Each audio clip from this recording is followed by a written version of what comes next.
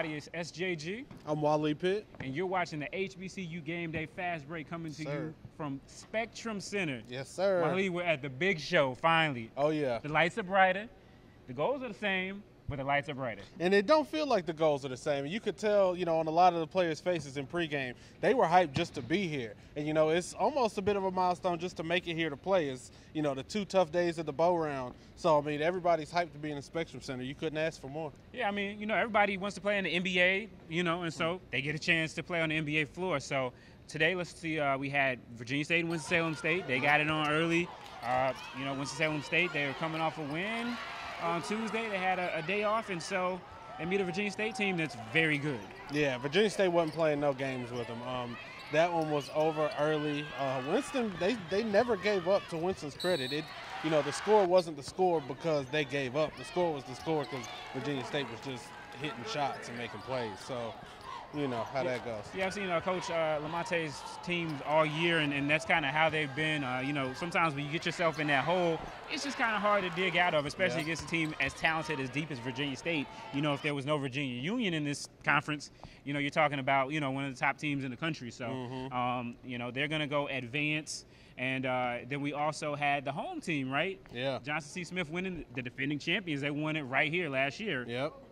And so we got them, and they're playing against Lincoln. And Lincoln's a team that every year, they end up, winning the game, but not being able to get past this point.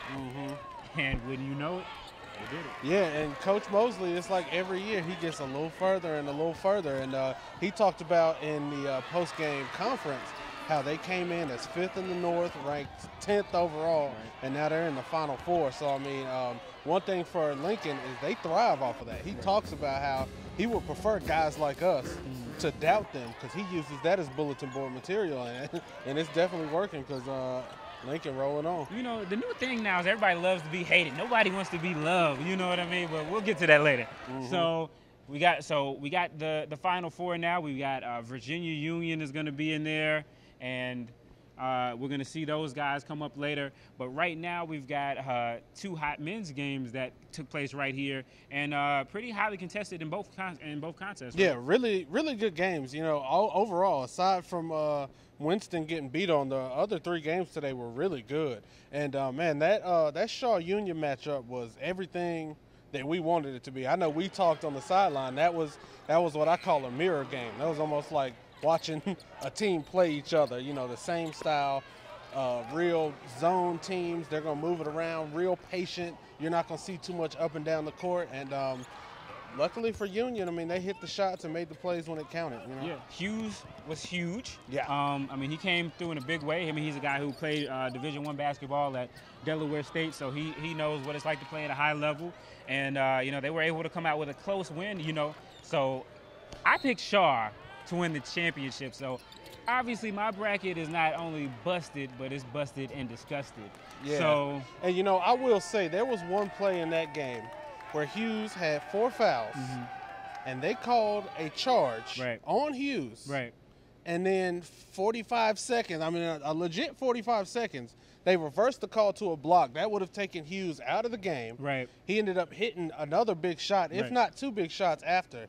So, if I was a Shaw Bear, man, I've never, in all of my days, I like to talk about how I was a ball boy here at the CIAA when I was just a little jit. But, I've never seen a charge called into a block after the fact. So, if I was a Shaw Bear, I would be hot right now. I can't lie. Are you accusing the team from Virginia of getting home cooking here, or do you think it was just bad refereeing? I think it was just I won't say bad, but questionable.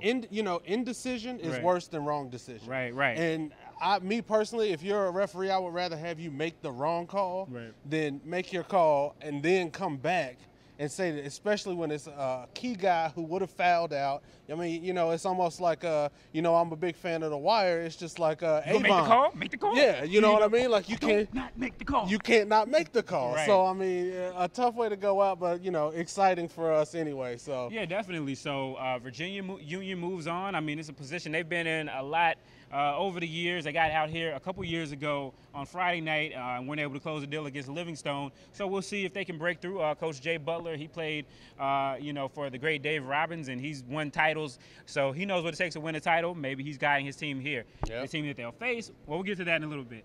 Before that, we had another game tonight, and that was also Livingstone against Bowie State. I saw some